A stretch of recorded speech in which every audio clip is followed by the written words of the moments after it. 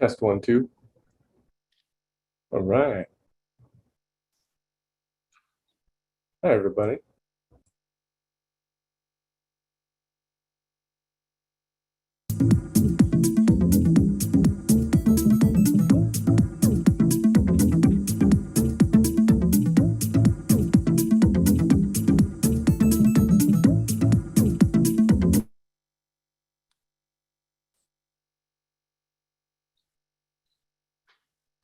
Okay, we are right at the top of the hour. I would like to welcome everyone to the 2021 Hyperspace Challenge Summit. I am Lauren Hunt with the Air Force Research Laboratory and Hyperspace Challenge team. And today culminates 2 months of collaboration among our hyperspace teams and government agencies. Over the course of the next hour, our goal is really to put a spotlight on this year's Hyperspace Challenge mission needs, the 24 teams who really stepped up to the challenge, and the winners of our university and small business pitch competitions. To everyone who has joined us today, thank you. It's really true that ideas do not become reality on their own, and everyone here today is part of a community who has the potential to help accelerate U.S. Space Force innovation. To provide some broader context for how programs like Hyperspace Challenge support the bigger picture of the U.S. Space Force, we are really honored to have Dr. Joel Mosher as our keynote speaker. Dr. Mosher is the Chief Scientist of the United States Space Force. He serves as the Principal Scientific Advisor to the Commander and is the Senior Authority for all science and technology matters for an organization of approximately 11,000 space professionals worldwide, and manages a global network of satellite command and control, communications, missile warning, and launch facilities. In this role, he interacts with other principals, operational commanders, combatant commands, acquisition, and international communities to address cross-organizational science and technical issues and solutions. Dr. Mosher represents U.S. Space Force science and technology on decisions, high-level planning and policy, building coalitions and alliances throughout the U.S. government, industry, academia, the international community, and other scientific and technology organizations. Dr. Mosher has more than 30 years of space science, engineering, management, and financial experience working space and ground systems for the DoD. Dr. Mosher, thank you for joining us. We're excited to hear what you have to share. I'll mute myself and hand the stage to you. Well, thank you very much, Lauren, and thank you all for the opportunity to kick off this exciting event.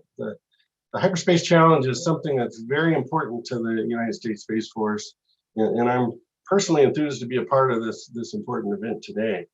What I would like to do is talk a little bit about where we stand from science and technology for the Space Force. First, let me tell you what the official mission of the Space Force is. Our mission is we're responsible for organizing, training, and equipping Guardians to conduct global space operations that enhance the way our joint and coalition forces fight, while also offering decision makers military options to achieve national objectives. Or another way to look at that is the language that actually created the Space Force just about 2 years ago. We will have our second birthday in just a matter of days. And that language really said that we had 3 roles. So first is to provide services to the joint fight. The second is to provide independent options in space. And the third is to protect U.S. interest in space. And so I'd like to leverage some of those missions of the Space Force for this talk. And I really have 3 main points. The first point is that space is growing as a domain of human endeavor. The second is that we are pivoting to an era where space is both a supported and a supporting domain. And we have both an urgent need for new technologies as well as a capacity problem in adopting those new technologies for operations, and we need help with that. So I'd like to talk a little bit more about those 3 points. The first point, space is growing as a domain of human endeavor. Well, I think that's pretty clear. One piece of evidence that demonstrates that is just recently on September 15th, 2021, SpaceX launched their first ever all civilian mission to orbit. There are 4 private individuals. There's a .com entrepreneur, a teacher, a physician's assistant, and an engineer. And they launched aboard a Dragon capsule to an altitude that's higher than the International Space Station as part of that Inspiration 4 mission. Of course, they splashed down 3 days later, all safe and sound. But not only was this the first completely private space flight, it also contributed to another important record. So during the 3 days that they were in orbit, the 4 individuals on board Inspiration 4 added to the 7 astronauts that were aboard the International Space Station at the time, and the 3 taikonauts that were aboard the Chinese Tiangong space station. That made a total of 14 humans in Earth orbit at the same time. First time that's ever happened. In fact, the fact that we could not count the number of people in space in that instant in time on 2 hands is an indicator of things to come, I think. It really seems like scarcely a week goes by that a new record isn't broken or a new achievement isn't made. Just have to read the news to see this, whether it's a space billionaire or Captain Kirk taking a suborbital flight, or a new mission that increases access and reduces cost of orbit, or demonstrates the potential to deflect asteroids as NASA's DART mission is doing, or it gets us further into deep space. This really is the golden age of space. Unfortunately, some of the space items that are hitting the news aren't so positive. So, for example, just 2 weeks ago, the Russian anti-satellite test that shattered one of their own satellites and created 1,500 pieces of debris that now all spacefaring nations have to deal with.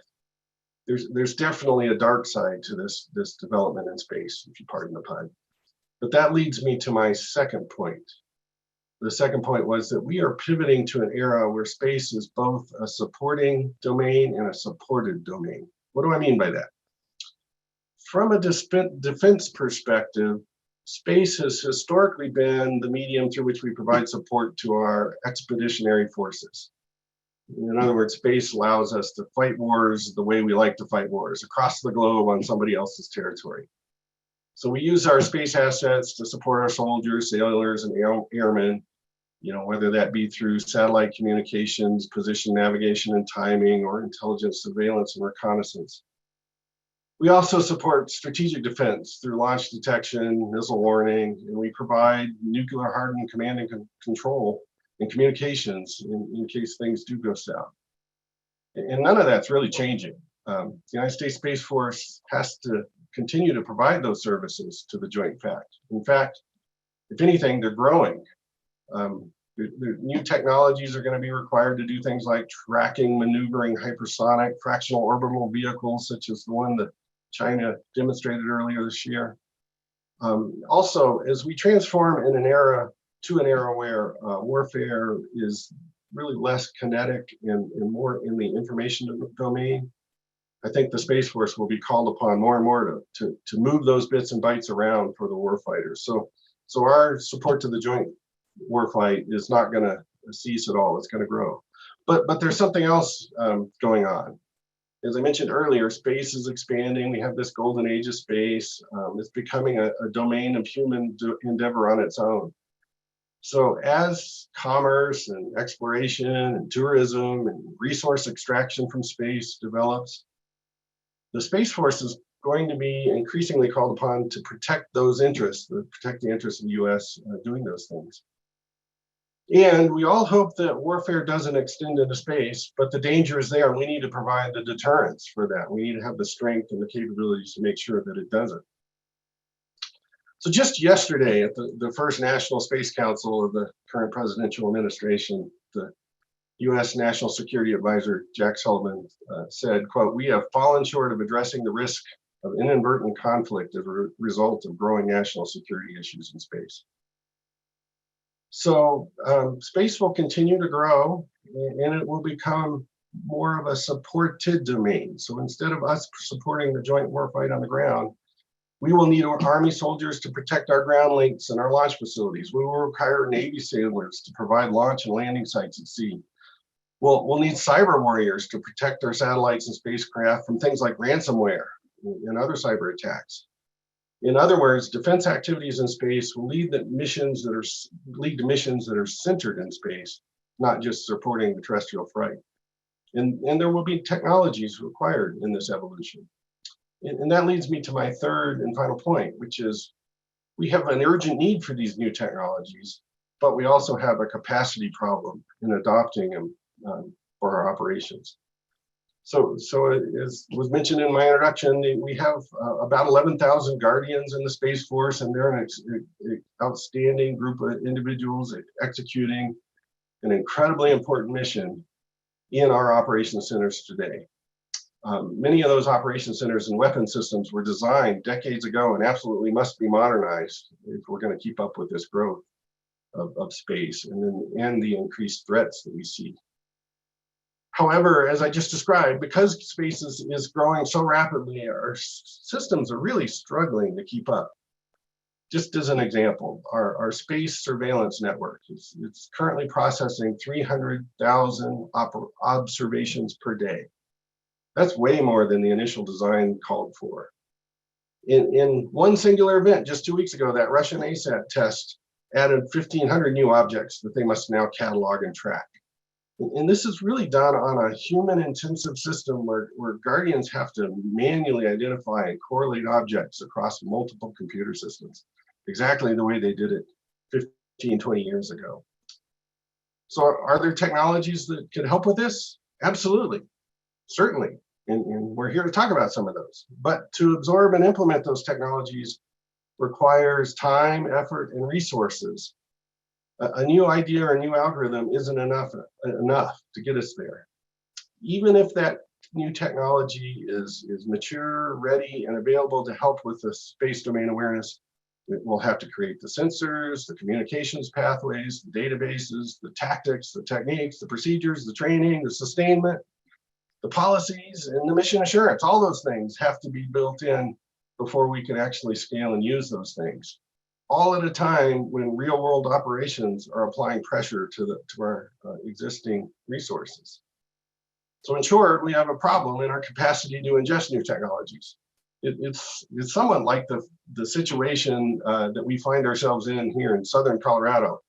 The I-25 between Denver and Colorado Springs has been seeing increasing traffic for decades, to the point where it was, that simple 4-lane highway was not enough to carry all that. But at some point, we became aware that the traffic just was untenable in this stretch, and it was critical to build better infrastructure. And that's a hard decision to make. How do you take down a highway that's so important to the economy of southern Colorado to build in the infrastructure that's taking 3 years to put that new technology and the new bandwidth in place? And that's exactly the situation we're facing in space. How do we make the decision to stop our current operations or slow our current operations at a time when pressures are going up all the time in order to modernize and adapt to the evolving requirements?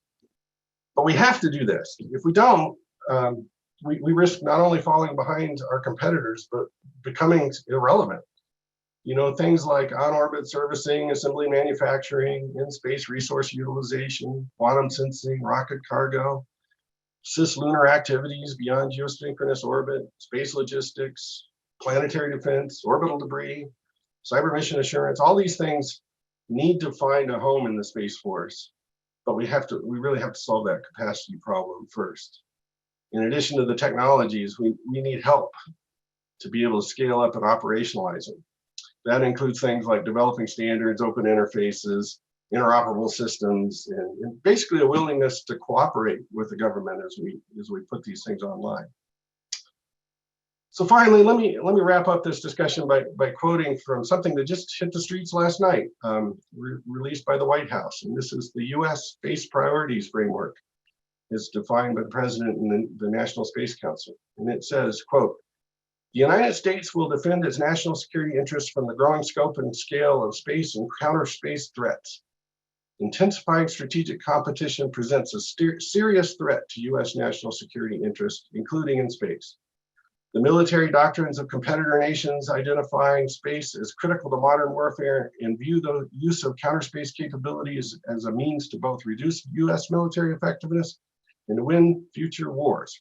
Confrontation or conflict, however, is not inevitable. to deter aggression against U.S. allied and partner interests in a manner that contributes to strategic stability, the U.S. will accelerate its transition to a more resilient national security space posture and strengthen its ability to detect and attribute hostile acts in space.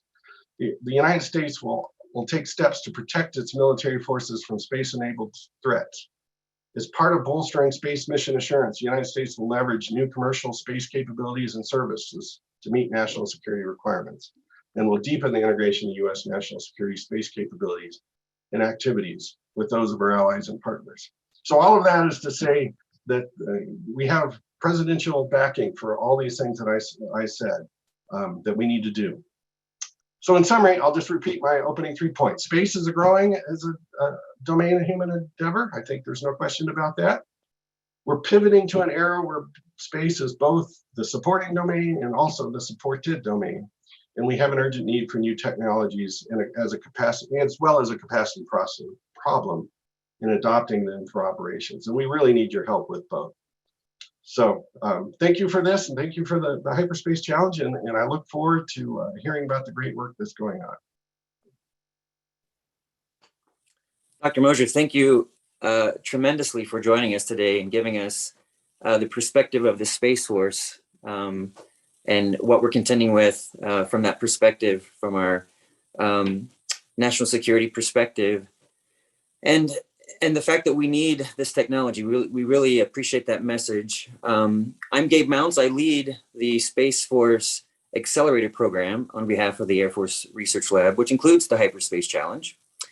And I wanted to give you a bit, the audience here, a bit of information about that challenge and how that's being used to essentially enable what Dr. Mosher talked about, us to ingest technology, especially from the commercial sector in this new golden age of the space market. In this role too, I wanted to point out that Hyperspace and its sister accelerator, the Catalyst Space Accelerator in Colorado Springs, these two accelerators form the Space Force Accelerator program, and that is being integrated into the new SpaceWorks, which is the space arm of AFWorks, the arm that's doing innovation and outreach to the industry sector, to pipeline commercial tech toward our needs, the Space Force needs, Air Force needs.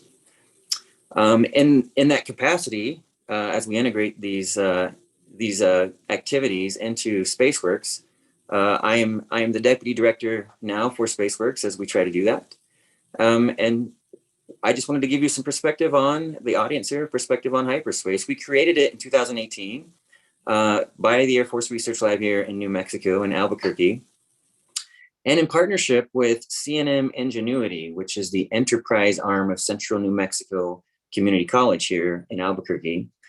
We did that to accelerate the collaboration among startups and the government, and to shift space innovation into hyperdrive, which is why we call it hyperspace. The accelerator objective is to lower barriers to government and commercial partnerships. This year is the first year we've included a formal university accelerator track. And we did that to increase collaboration opportunities between the federal government and university research teams, traditionally siloed from commercial and government innovation. Hyperspace accelerates collaboration by employing a lean startup approach that aids startups and university research teams with early government customer discovery, hypothesis testing, and collaborative concept validation to ensure product market fit, and forging meaningful government commercial relationships that last well beyond the end of each of the cohorts that we run. Our ultimate goal is to find capabilities in the commercial and academic sector and understand how those capabilities might be adopted and utilized toward the U.S. Space Force mission. Hyperspace recurs annually, working with approximately 10 to 14 startup teams, and now between 10 and 12 university teams. It varies year to year, through basically a 2-month process of direct collaboration between each team and the government agencies who sponsor problem statements that we then bring into the challenge. And all of this to help basically advance the specific government missions that are identified for that year. And that then goes to laying the groundwork for ongoing partnerships to explore the potential of adapting or adopting the commercial technologies that we find toward working solutions for the government. In hyperspace, the top 3 teams, and now this year, the top 3 teams in both categories, commercial and university, are given prize money, $25,000 to the top team, $15,000 to the second place team, and $10,000 to the third team as a prize to help them continue working on their idea toward the mission needs. Now, each year we do the planning for Hyperspace Challenge. We curate pain points, what we call pain points in our parlance. You can think of them as problem areas, need statements from across the DoD and the federal government to focus this challenge around. And we usually hone down to one specific problem theme. At least we have in the prior 3 years that we've done this. This year, due to the nature and variety of the problems and needs that were submitted to us, and also to accommodate the wide range of needs that the Space Force has asked us to pursue, we decided to take a little bit different tack this year and offer several problem areas for companies and universities to consider when addressing and applying for the program. If you haven't been to our website, best place to check those problem statements out is hyperspacechallenge.com and look for 2021 mission needs. But I'm going to quickly go through a few of those, right?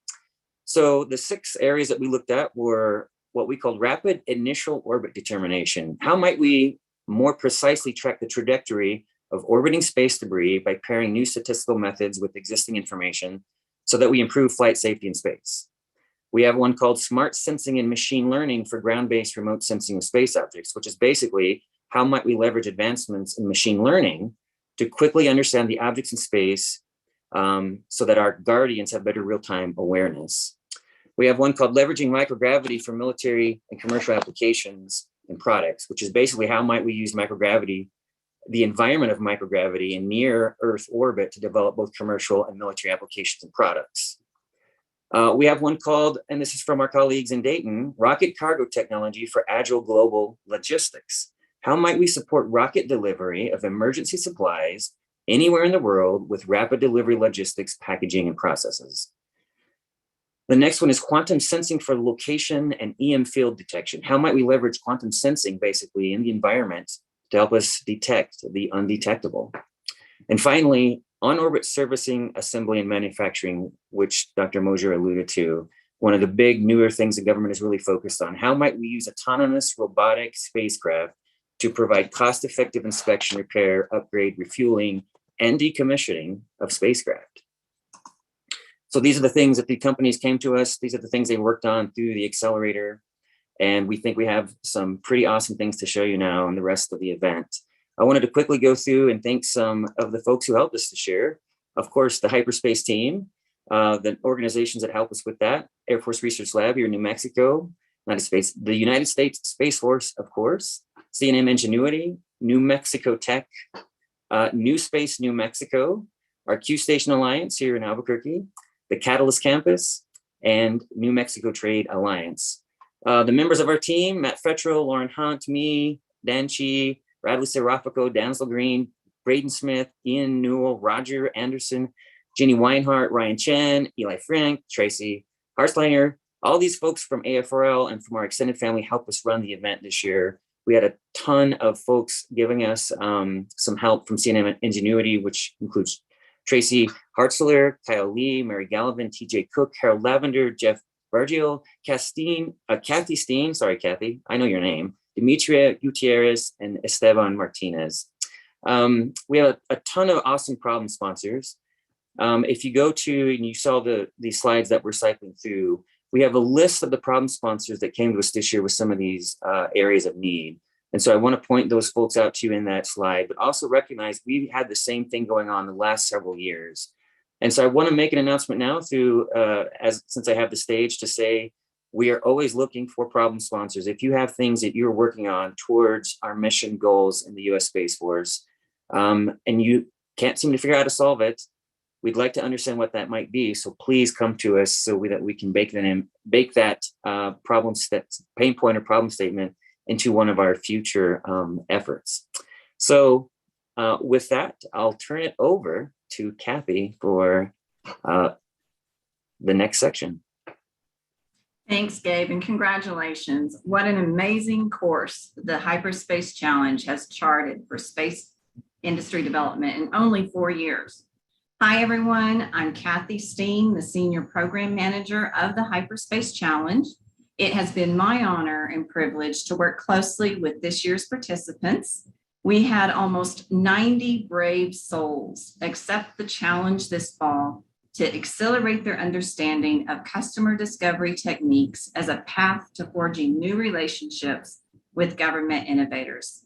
They represented 24 carefully selected teams from many applicants working to advance the technologies needed for space pursuits. We were excited this year to run 2 concurrent cohorts representing 13 small business and startup teams, as well as 11 university teams. Let's take a look at our 2021 Hyperspace Challenge cohorts.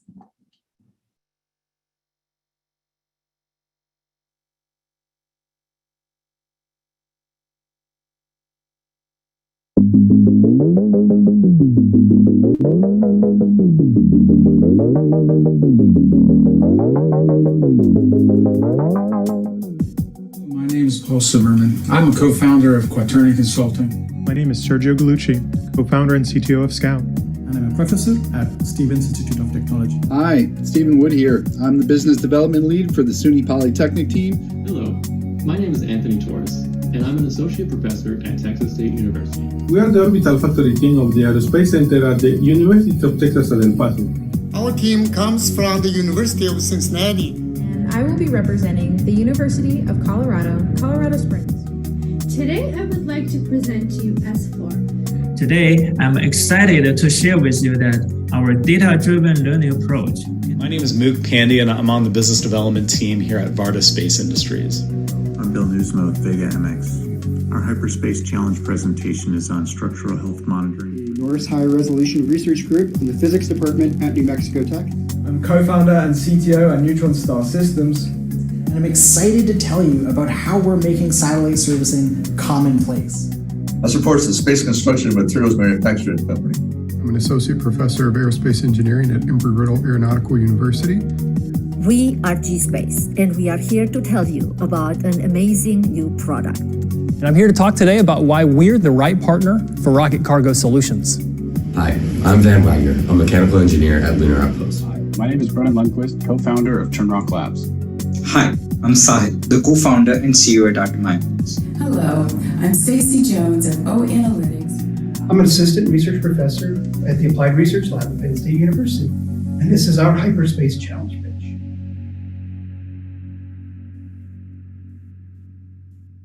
What an incredible group of space pioneers. We here at the Hyperspace Challenge have a tradition of attracting the most brilliant minds, and I'm very excited to introduce everyone to an all-time Hyperspace Challenge favorite, the winner of the inaugural 2018 Hyperspace Challenge, Devaki Raj of Crowd AI. Devaki is going to reveal the 2021 Crowd favorite selected by the over 1,400 votes cast on the Hyperspace Challenge website since November 19th. Devaki, welcome to the 2021 Hyperspace Summit. Thank you so much for having me. It's an honor to be here. Thank you, Gabe, Kathy, and TJ. It's wonderful to see so many familiar faces.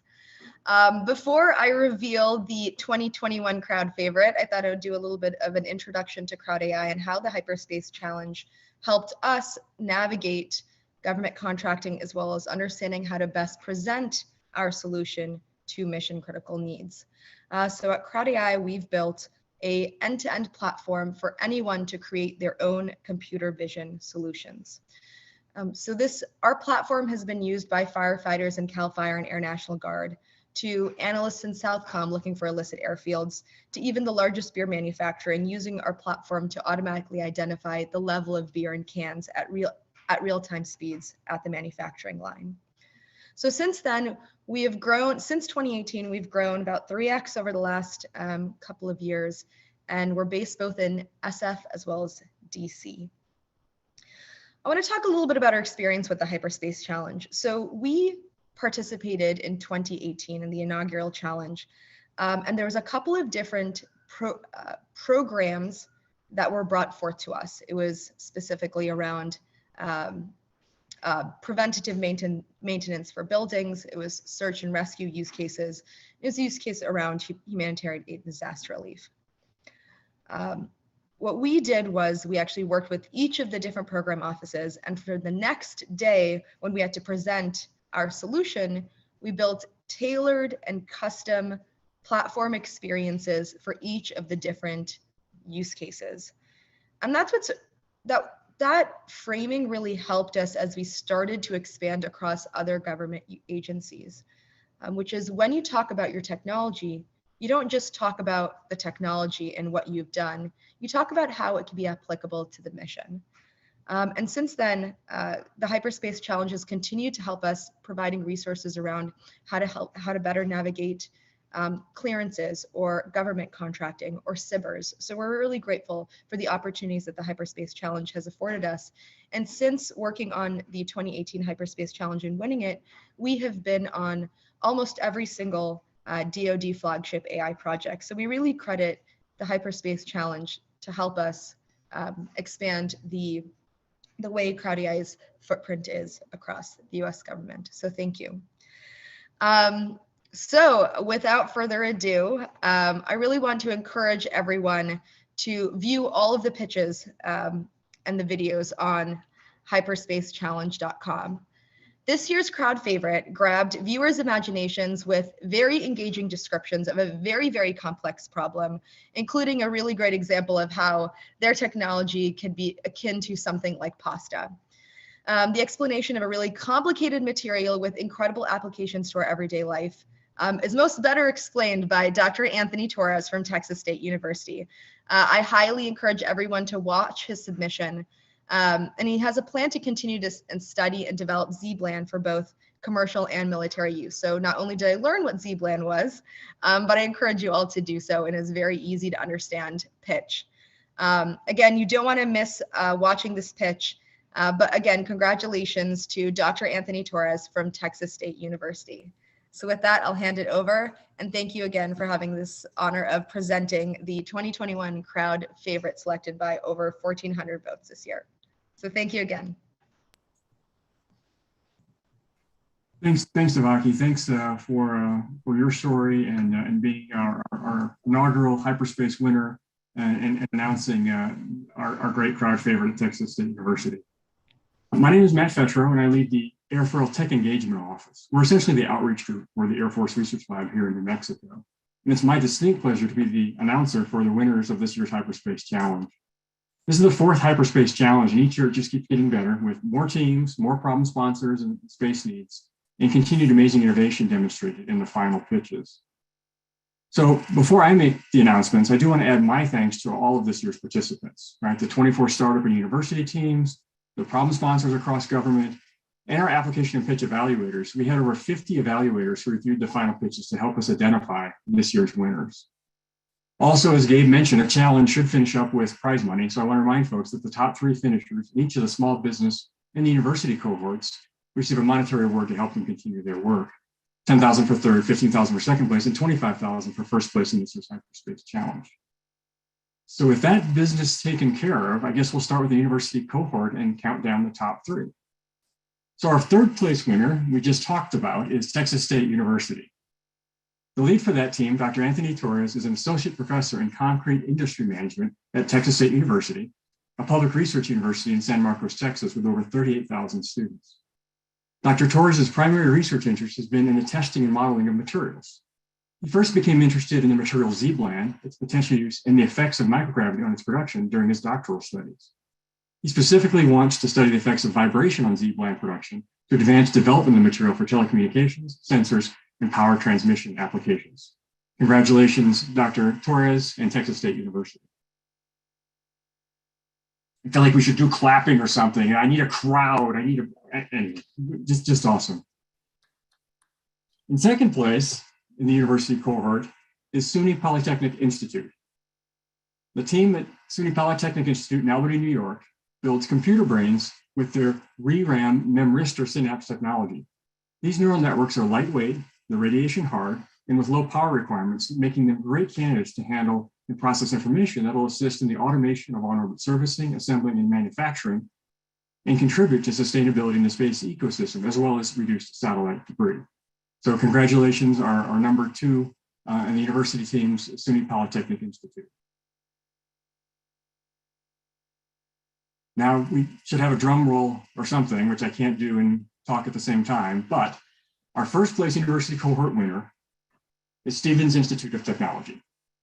The team at Stevens Institute of Technology in Hoboken, New Jersey, looks to further develop their AI-driven edge computing router. Today, the system provides timely mission-critical data and information to terrestrial first responders in emergency environments. So they plan to commercialize and leverage their technology to assist now space responders to accurately sense, detect, and track the growing number of space objects.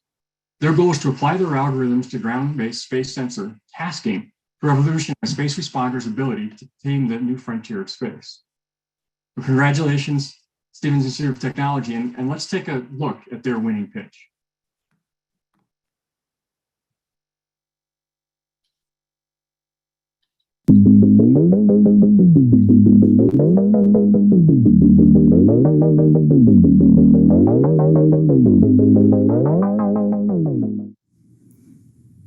So what is common between first responders and space responders? Both operate in volatile situations to save lives. I'm Mauli, and I'm a professor at Stevens Institute of Technology in Hoboken, New Jersey. We are a team of 3 faculty members with experience in AI, ML, wireless systems, and systems prototyping. Shubha was an AI advisor to the US Department of State as a Jefferson Science Fellow. Anand's developed some of the 4G, 5G networking algorithms, and I have led R&D teams to develop AI-driven edge platforms for public safety. Our alumni lead innovation at major tech companies and US universities. Our most recent startup, Spectron, is developing AI-driven edge computing router for public safety applications. This router continually measures the wireless throughput, latencies, computational resources to deliver mission-critical applications with the highest possible fidelity in a highly dynamic emergency environment. This R&D was funded by government grants, CBER, and OTA contracts, and we are currently working with enterprise customers to rapidly mature and commercialize this technology. We deployed this product at the 2019 Boston Marathon to support public safety at the DHS S&T Operation Shaken Fury. In fact, it's been recognized as a success story by NIST, DoD, and also mentioned in a US Senate testimony by Dr. Walter Copeland, the former director of NIST.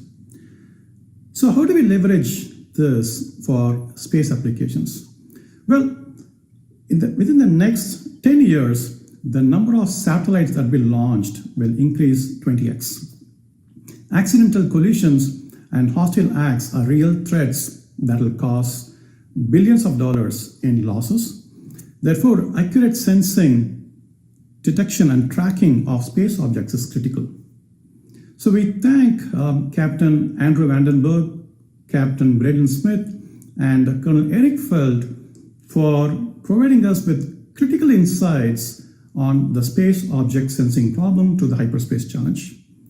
Sensor tasking is a decision-making problem. That is, which sensor must observe what object. Current methods are static and rules-based, so they do not scale with the number of space objects. They cannot handle dynamic space object priorities, and there is no continual sensor tasking and optimization and control that's required in a very dynamic space environment. Our solution to solve this ground-based space sensor tasking problem is twofold. Our algorithm identifies, computes very quickly the optimal sensor tasking policy that can augment the existing methods in an offline setting.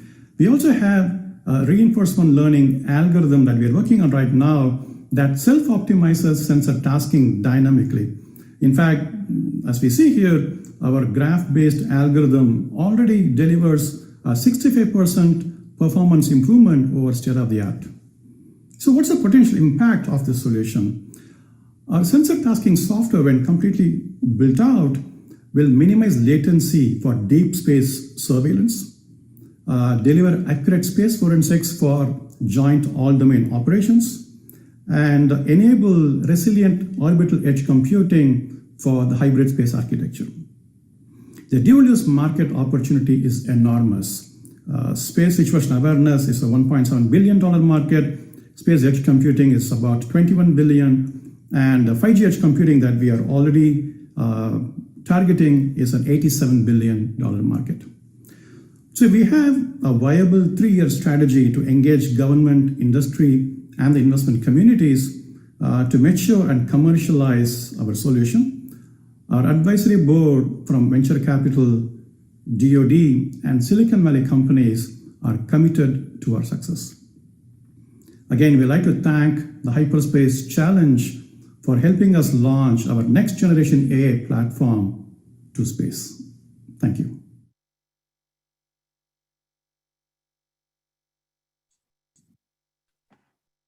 Outstanding pitch. And again, congratulations to all of our university teams. All right, now let's count down our top finishers in the small business cohort. In third place is Neutron Star Systems USA Corporation. Cologne, Germany-based Neutron Star Systems is developing superconductor-based electric propulsion systems which deliver greater efficiency, scalability, and operational flexibility for applications that range from satellite refueling and maintenance to debris removal and decommissioning. Neutron is also establishing a growing presence in the US market with staff now located at Q Station, their soft landing program in Albuquerque, New Mexico. So their superconductor-based, readiness-enhanced magnetoplasma dynamic electric thrusters, they call that Supreme for short, I know why they've got a short name for it, are proving to be a contender in the next generation electric propulsion systems aimed at addressing the future needs of on-orbit servicing, assembly, and manufacturing operations. So congratulations, Neutron Star.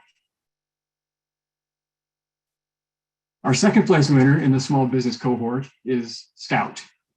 So paving the way for safer spaceflight, Scout is a startup business from Alexandria, Virginia, whose teams are working to provide better in-space situational awareness. Their Scout Vision, a new space-based optical sensor and computer payload system built for collision avoidance and in-space object detection, enables tracking of spaceborne threats with up to 1,000 times improved fidelity when compared to ground-based radar and ground-based telescopes. The Scout team took their system from concept to flight in under 9 months with their first Scout Vision launching in June 2021 on board the Orbit Fab Tanker 0110 Zing mission. The team is working to develop an oversat fleet, which are independently castable agile satellites equipped with Scout Vision in order to greatly enhance space domain awareness and streamline mission-critical processes, including space traffic management. So congratulations to the Scout team. And finally, our first place in the small business cohort goes to Varda Space Industries. So hailing from Torrance, California, Varda Space Industries is building the world's first commercial zero-gravity industrial park at scale. As in-orbit manufacturing increases, Varda seeks to deliver better methods for returning products to Earth. Addressing orbital manufacturing and downmass needs, Varda's projects include the development of orbital return capsules. They also aim to solve pressing rocket cargo challenges with the same technologies. By creating affordable payload capsules deployed from hypersonic vehicles, Varda's work will have many potential applications, like supplying troops that have been cut off from traditional supply chains, or providing timely recovery kits to downed pilots, or even providing additional tactical payload delivery services, and many more. So congratulations, Varda, and let's watch the winning pitch from their team.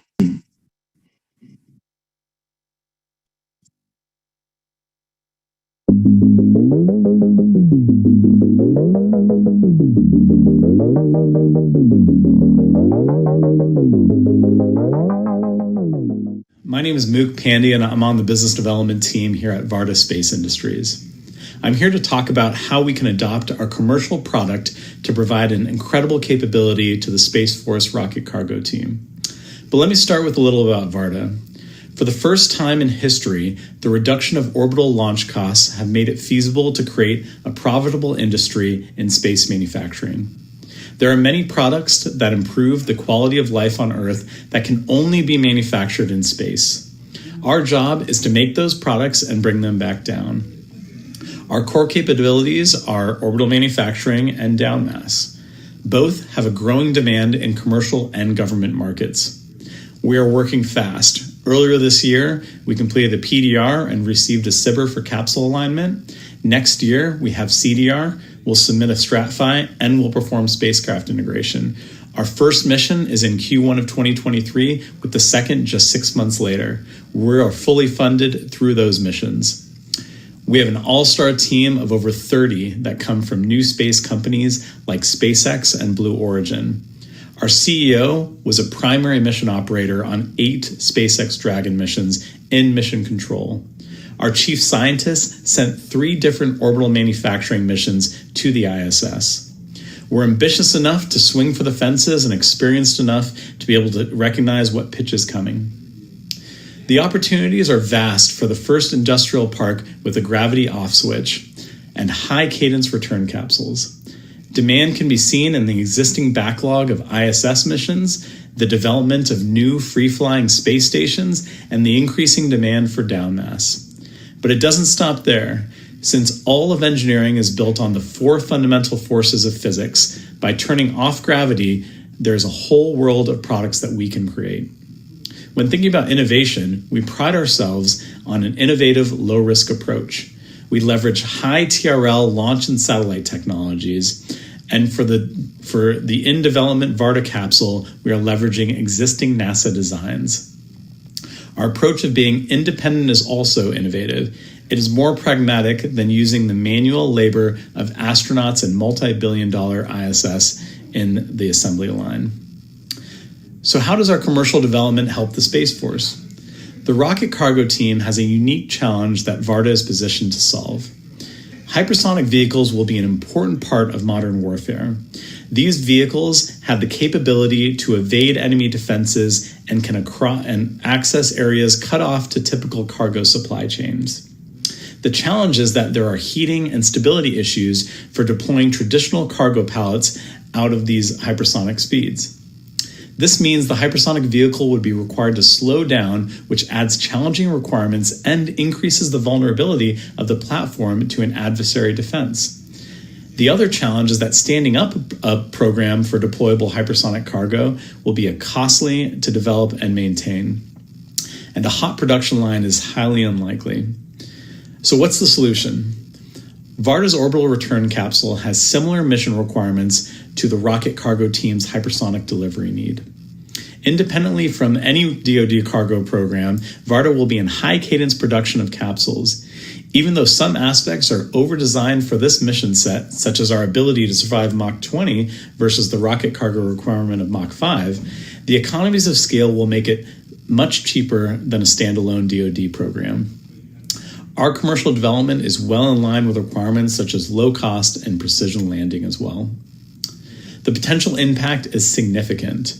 U.S. adversaries have developed defenses that limit and deny access to their airspace. Hypersonic vehicles provide the opportunity to outmaneuver these sophisticated defenses. Adding a payload deployment capability enables multiple missions, including resupplying troops that have been cut off from traditional supply chain, providing timely recovery kits to downed pilots, and providing additional tactical payload delivery services.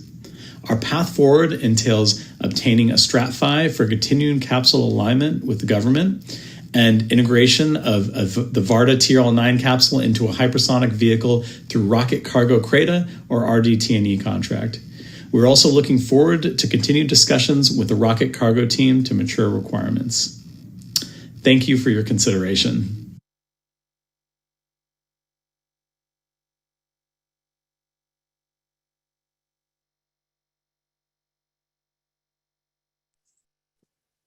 Again, one more round of virtual applause for all of our startup teams and university teams. Just a great cohort again this year. With that, I'll turn it back to Kathy for a little wrap up, I think. We have a few minutes, and Gabe has volunteered to talk to us a little bit more about what we can do with the Hyperspace Challenge. Hey, thanks, Kathy. So I wanted to just congratulations to our top 3 winners from each of the categories. You didn't hear all the clapping behind the scenes, but there's clapping going in my head. I had the soundtrack running of clapping, clapping, clapping. We really appreciate everyone who came in to the Hyperspace, all the teams, all the universities. And we just also want to make sure for the audience, if you're watching, you have any interest in any of these teams.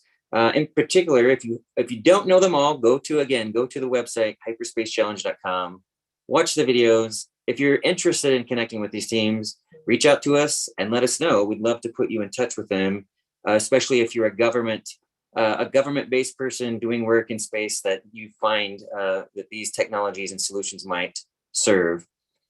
With that, I want to continue to ask and recruit for next year's Hyperspace Challenge. We're already going to be, as soon as we get done here, probably start hot washing what we did this year and go into planning for the next year. So with that in mind, if you would like to use the Hyperspace Challenge as a government-based person to address your particular needs, they don't always have to be specifically space-oriented. One of the things that we like to do in both of the accelerators that we run within the Space Force Accelerator program is that we're looking out orthogonally, in a sense, I say that a lot when I meet with our team, to the technology base to see what we can use that maybe we haven't thought of to adopt or adapt towards Space Force purposes. So what we have found over the years running these accelerators is that oftentimes, even if you are from another government agency, a federal agency, it doesn't even have to be the DoD, and you have a pain point, sometimes that overlaps with things that we want to see from the space perspective. So we're looking broadly, reach out to us. We'd love to consider what your pain point, your problem, your need is, and then determine if that fits within what we want to do, and then go through the process of including you in this operation. So again, just another plug to reach out to us if you've got those kinds of needs and problems, and we'd like to work you in. I guess with that, I'll turn it back to Kathy. Thank you, everyone. That concludes the 2021 Hyperspace Summit. But remember, the mission and the course of these companies and universities are only beginning, as is our continued support and confidence in their success. It's like the Roman philosopher Seneca said almost 2,000 years ago, every new beginning comes from some other beginning's end. We hope to see everyone in 2022.